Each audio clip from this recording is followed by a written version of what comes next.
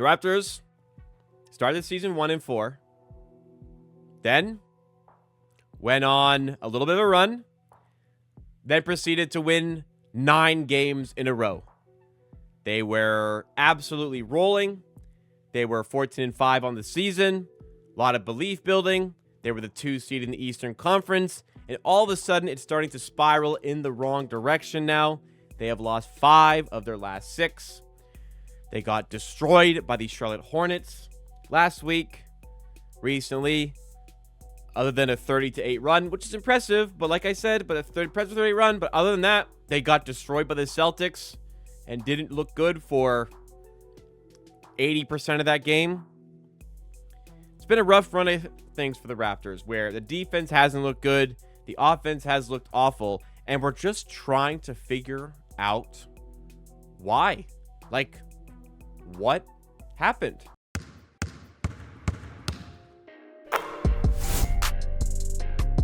And I think, and I said this during the 9-game win streak, not to like play down a 9-game win streak, because obviously a 9-game win streak is extraordinarily impressive, but there was, and I said this during it, there was an element of luck to it. Most of it was the Raptors were playing really well and beating teams. Like, they were playing well. They had an easier part of their schedule. They were playing really well. They were beating teams. They were beating the bad teams. They were playing good teams. They were beating the good teams. They were on a really good run. Things were absolutely rolling. But there was an element of luck. They were giving, like, the amount of points they were giving up didn't quite match up to the expected points to give up based on effective field goal percentages that were giving up. They were doing really well in defending the 3, which is usually a bit of an indication of luck. Like, a bit of an indication. I think the Raptors had the best opposition 3-point percentage in the NBA. That felt like, part of that was good defense, but part of that is an element of luck, like I said. So I kind of felt like some regression was going to take place. I just didn't really expect it to this degree. Again, 5 losses in the last 6.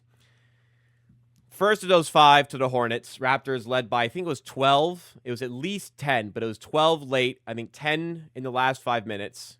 Charlotte come back and win. Raptors just go absolutely ice cold in the clutch and lose that game 118-111. Next game, second night of a back-to-back without Pirtle. No good backup for Pirtle. Pirtle, I mean, he hasn't played well, but that well this season, but no backup for Pirtle. Second night of a back-to-back away from home. Spanked by the Knicks. Then a nice recovery. Like, it felt like a real not get right spot, but the Raptors kind of righting the ship, winning 121-118 to the Blazers. A bit cold in the clutch, but get over the line. It was like, okay, we're going to be all right. Just a little blip. Good win there. Lakers game was winnable. They lose in the clutch. And then they get, I mean, it's tough to really put into words how poorly they played against the Hornets here on Friday the 5th. One of the most diabolical displays you'll maybe ever see from the Raptors. And then that was followed up by the same diabolical play for the first 28 minutes against the Celtics. Then they go on a 30-8 run, take the lead, and then finish the game really poorly, and the Celtics win 121-113. So it's been brutal. It's been absolutely brutal in this stretch. Not only is it the losses that are frustrating, which of course they are, but a lot of the times as well, it is the manner in which the Raptors are losing. And especially for that Hornets game, it was just so bitterly disappointing how poorly they looked in that stretch. The defense has definitely had some struggles. But I mean, you look at some of the points in this stretch. Like, I mean, you could even go a little bit further than just this 6-game run here, because you've got the game against the Hornets, we only put up 86. The other game against the Hornets, we only put up 111 in OT. Only 94 against the Knicks. Better against the Blazers and Lakers, 118-120.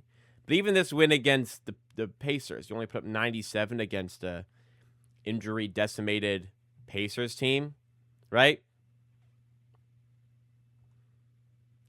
So it kind of felt like there were some issues that were sneaking in. And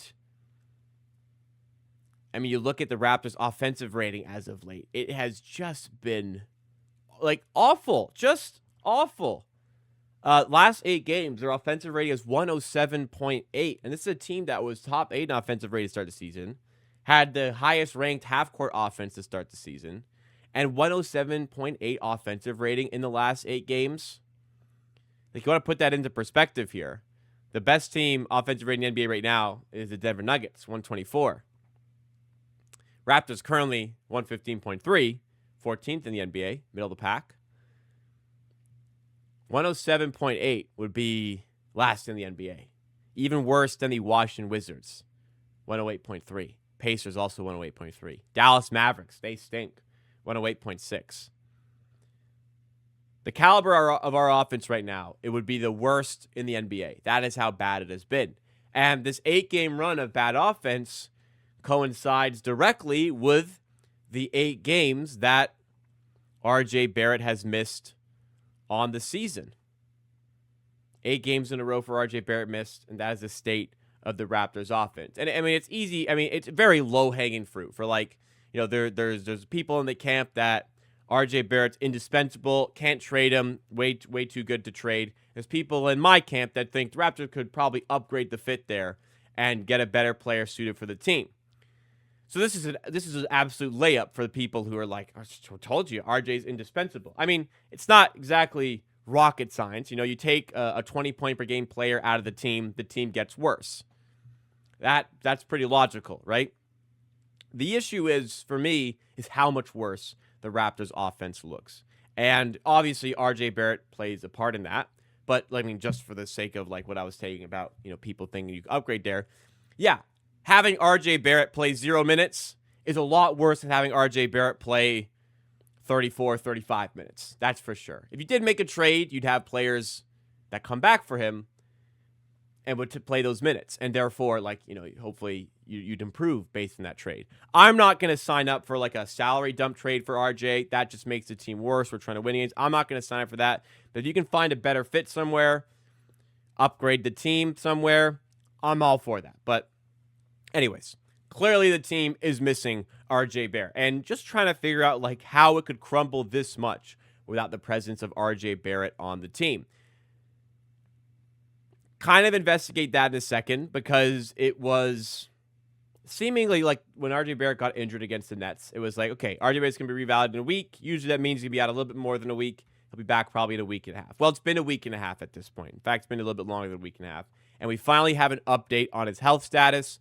Raptors media put out that he was diagnosed with a right knee sprain. He continues to progress. He has been treated with a platelet-rich plasma injection, and his condition will be updated in another week from now. So he was reevaluated in a week, and then ended up being reevaluated a week and a half later, and now he's going to be out for at least another week before we get another update. He's played great this season, particularly on offense, and this is definitely a blow, because obviously the offense has been worse without him in, and evidently it has been significantly worse without him in. So why? How could it fall off such a cliff? Because like Barnes has had good games in this stretch of losses, and so has Brandon Ingram. Well, I think a large part of it is that Darko's offense is very democratic, you know? It's very socialist, I guess, if you will, where everyone is going to get their fair share. A lot of touches are dispersed. A lot of players get similar usages, even at kind of in the past, the detriment of the team. Everyone's going to get their usage. Everyone is going to get their touches. So when a major part of that sharing the ball philosophy is taken out, one of your major threats scoring-wise is taken out, that's a significant blow to your team.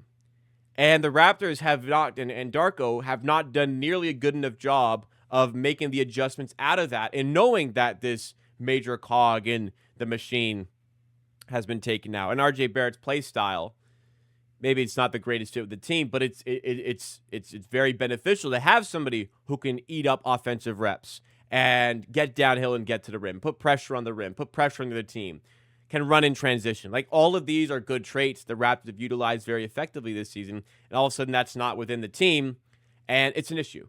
And definitely they're missing out on him, but injuries happen in the league. It's unfortunate, but injuries happen. You do have to adjust without that player there, and I guess there hasn't quite been enough of an adjustment that we have seen from the Raptors.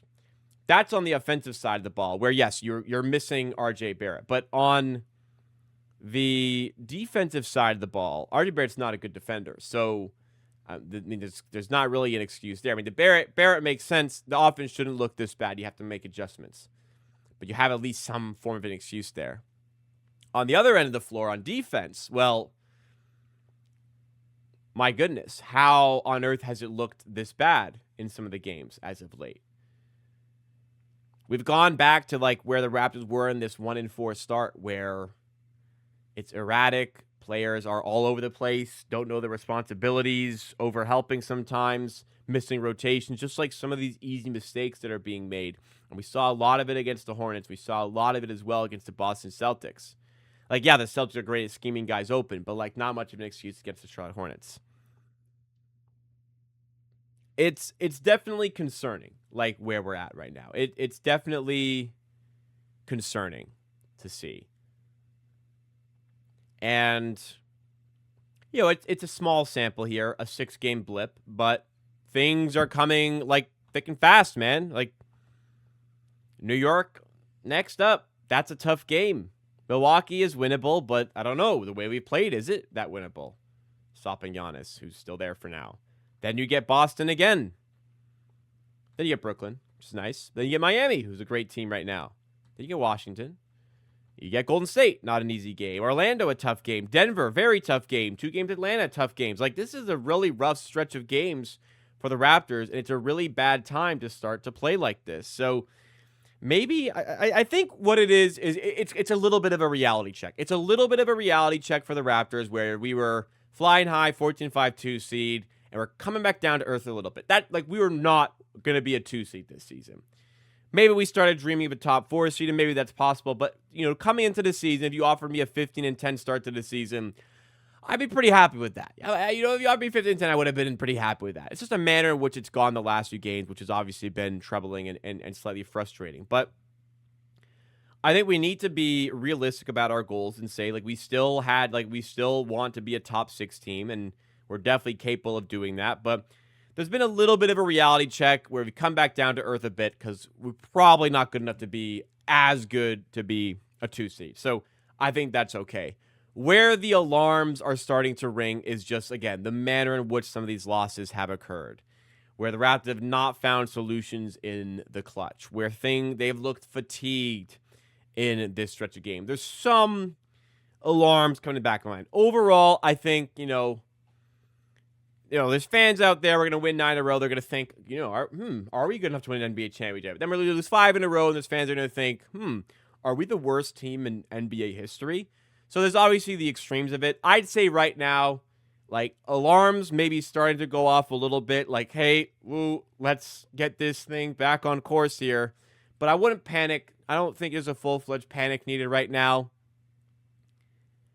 There's at least some positives to take away from that Boston game. You almost snuck out the win against the Lakers. You blew it in the clutch against the Hornets. Like, there's some positive to take away in this stretch. Enough for me to say we do not need to panic here, but, like, it's also time to start getting this thing back on track and doing it ASAP. And as that's a tough game against the Knicks to do it, no excuse not to get up for it. NBA Cup quarterfinal. So all the Raptors can do is respond on the floor, and all we can do as fans is just wait to see if they're capable of doing it.